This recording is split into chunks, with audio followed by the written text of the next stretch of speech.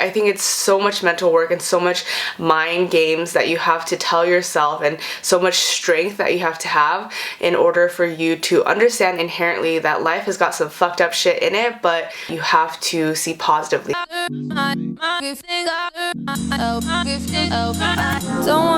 Good morning, welcome back to the AM with Amy. Thank you guys for joining with me. Thank you guys for joining me on this beautiful Monday morning, probably Tuesday morning where you are. I already have my Holy Grail Dr. Jart Premium BB Beauty Balm, and now I'm adding on this Flawless Fusion Ultra Long Wear Concealer from Laura Mercier, and I'm in the shade 3C. I don't really think I'm in that shade, but I didn't feel like going through the whole press package and color matching, so this will do. Today I genuinely have no idea what we're going to talk about, so you're gonna have to bear with me. I wanted to talk about a few different things, so it's probably going to be really scattered as most of these are. I don't really know, but I'm back home at my parents' house because my tax accountant is here and it's tax season, so I had to come home and do my taxes, and my dog Comey, as you guys know, really loves being here, so I always just like try to stay as long as possible, and every time I come here I feel like a single mom who finally has a babysitter, and I can go out and do wild things because my parents watch her while I'm here, and I go out and I go see my friends and whatnot. So it's been really good, but it's been raining quite a lot here in LA, and I don't know, for me, I think I'm such an LA girl that I do feel quite affected when it rains. I mean, I think the rain is only really enjoyable when you can stay at home. But for the most part, I don't know, it makes me kind of sad. I'm definitely someone who thrives in the sunshine and when it's hot. I don't know, lately I've been feeling quite, I don't know, everything comes in waves. By the way, this is the Morphe 12NB palette, and if you guys live in Cerritos, there's actually a Morphe flagship store there, and I went bonkers. I texted Diego like, oh my god, they have a Morphe store. But I'm gonna use this color here. It's a beautiful, is that what you would call a taupe? Can you even see it? It's so bright. I'm just gonna wash this all over the lids. I've been feeling like my highs have been really high, and then my lows have been quite low, and everything comes in waves. I don't know, like feelings of being very loved and surrounded by so much love, but then at the same time just feelings of supreme loneliness and isolation. I know that I have so much to be grateful for, and I know that I live such a privileged life, but I think at the same time everybody has their problems, and this reminds me of a podcast that I was listening to. I think it's called The Life School Coach by Brooke Castillo, which is one of my favorite podcasts, and I've mentioned this a couple times on my channel, so some of you have listened to it and really loved it. But I listened to this I think about a year ago, and I just thought about it now, but the podcast title was called Problems Are Forever, and she was basically just saying that no matter where you are in life, you are going to always have problems. Like, we often think that when we have this, or when we do that, or when we come to a certain point in life, we are not going to have problems.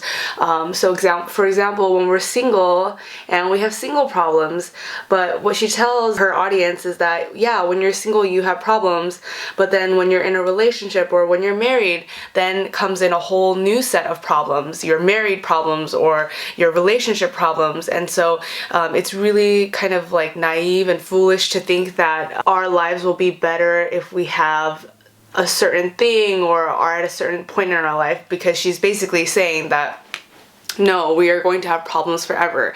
And it's like, when you are financially struggling, you are going to have a set of problems, but then when you are financially stable, sure, you get rid of one set of problems, but then a whole new set of problems come in. And when she said that, it was super enlightening to me, because it's totally true. And I think that's why I honestly don't remember besides all of that, what she said, I think that was like my biggest takeaway from the podcast. But it's an awesome podcast, and I think you guys should listen to that if you are, I don't know, if you're watching The AM with Amy, you probably will like that show a lot. And now I am just grabbing this little, the darkest shade in this palette. And just intensifying my smoky eye. I just wanted to say how cool it is that you guys have been liking the music edit, which is something that I've been wanting to do for a long time now. I wanted to showcase my favorite songs, but I just didn't know how to do it in a creative way. And that video is an actual morning of me getting ready. I literally shot that, and I think I shot it over the course of 30 minutes, and then I started my day, and I do that quite often, so it kind of just came to me pretty seamlessly, the idea. So I'm so happy that you guys are enjoying it and that you guys hopefully found some cool music. It's definitely something I want to do every single month, so I just want to say thank you guys for your lovely comments, and just know that I'm reading them. And I was also very wary of posting that, because as I was editing it, I was like, do I really want to upload this blooper reel or this like blackmail of me just dancing at home with no makeup on, you know? But you guys were really nice. I don't know, highs have been high and lows have been low. I think something that I'm realizing as I get older is that I am very attracted to darkness and trauma, and I don't mean that in a way, hold on, let me go put on my eyeliner first, because this is not. So I was gonna say, something I have noticed about myself is that I am very attracted to darkness and trauma, and I don't mean that in a way that's like, oh, I'm attracted to like abuse and neglect and stuff like that. I think I'm attracted to trauma and darkness in people, and people who kind of carry that around with them, but also choose to see the light out of the darkness, as cliche and cheesy as that sounds. But I feel like I'm always more drawn and more connected with people who have experienced so much hardship in their life, and who have, I don't know, chosen to like overcome that in a way that doesn't hold them back. Like yes, they carry it with them, but it doesn't stifle them or hold them back. And I think in contrast to that, I find that I don't really vibe with people who in a lot of ways have been given so much privilege in this lifetime and have been almost handed everything to them, and yet they still feel marred by this lifetime, or they feel so completely given the short end of the stick. But I'm just like, yo, wake up, like you have such an awesome life. And I just really don't connect with people like that. And I think we all have that one friend who just kind of has like a dark cloud over them, but I don't know, it's hard for them to kind of see past that when there are so many amazing things to be grateful for. And that's not to compare people's struggles or minimize people's struggles and, you know, judge them that way, but I just find that some people just are negative even when their life is pretty okay compared to others. And everything is relative. That's another thing. Everything is freaking relative, so it's hard to say. But I just noticed that I am always more attracted to people who have just been through some gnarly shit, and who not only have been through gnarly shit, but just kind of come out of it alive and more positive, and they still choose to see the goodness in the world. I also think it's just like a level of naivete that people have sometimes when they live such a blessed life, and it's hard for them to see past the bullshit and all the minor first world problems. Because I'll be the first one to tell you, you know, I'm very privileged. I've experienced hardship, but I don't think I've ever experienced trauma. I can get to a very dark place, but I think most people around me know that I'm always trying to uplift people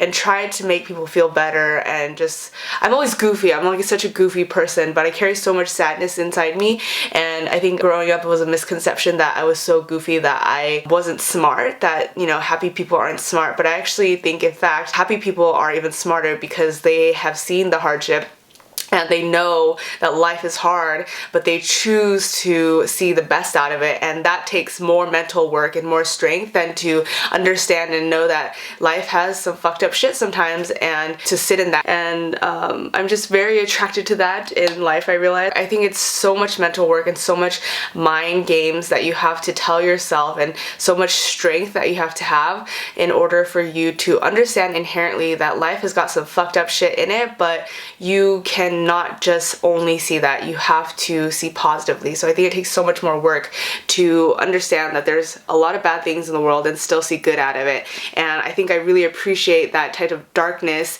and that also type of positivity that people have. I always resonate more with people whose stories have some type of trauma in it and have basically triumphed, and a lot of my favorite people are like that. So for example, Oprah, she grew up at a time where Jim Crow segregation was just ending, and you know, her grandmother was pretty much a maid her whole life, and she was telling Oprah like, this is all you're ever gonna be. And Oprah's been through some fucked up shit. So that's just one example, but as we know, there are so many people out there who have amazing, incredible stories. I think one of the biggest traits that I'm proud of about myself is that I'm actually quite a pretty empathetic person, and I can really understand people in a way that makes me feel super connected to them. And people ask me like, do you want your kid to be like smart or kind growing up? And I think the main thing is that I want them to be empathetic when they grow up, because honestly, at the end of the day, you can't really teach a child to be empathetic. It's kind of just something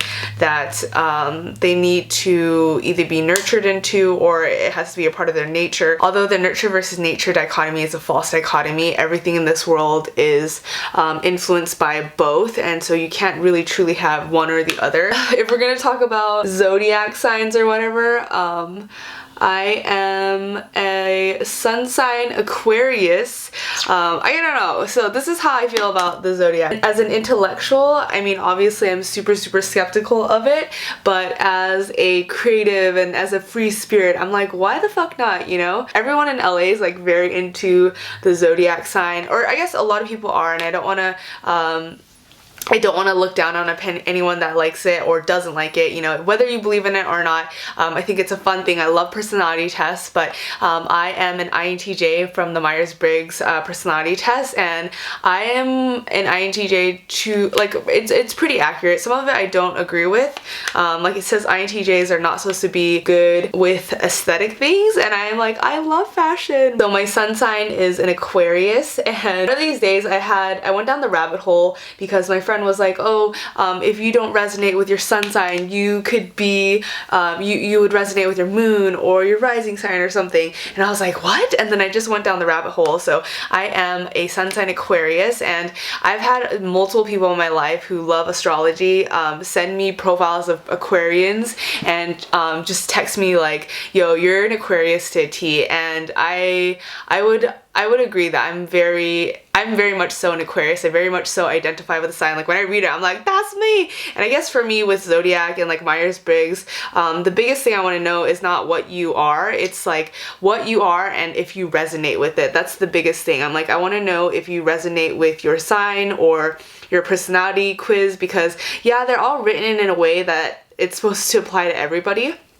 But there are some things that I've read about other signs I really don't resonate with. And then my moon sign is a Pisces, and that, when I found that out, I was very shooketh, because I was like, I don't feel like I'm a Pisces, but I think deep down inside, as rational, as logical as I am, and I am always governed by my head, I find that I think deep inside I'm such a dreamer, and I am a hopeless romantic. It's funny because Aquarians are supposed to be the least romantic of the zodiac sign, which I relate to a certain degree. And then the Pisces or Pisceans are the most romantic of the zodiac signs, which I also could see, because when I'm in love, I am in love. Like I will cross the world for you, but at the same time, like I don't fall in love easily. I don't fall for people easily. I don't catch emotions easily or catch feelings or whatever. My rising sign is a Gemini, and I've had so many people who like try to guess my sign, always guess Gemini, and I could totally see how I come off that way. I think they're like very like chatty,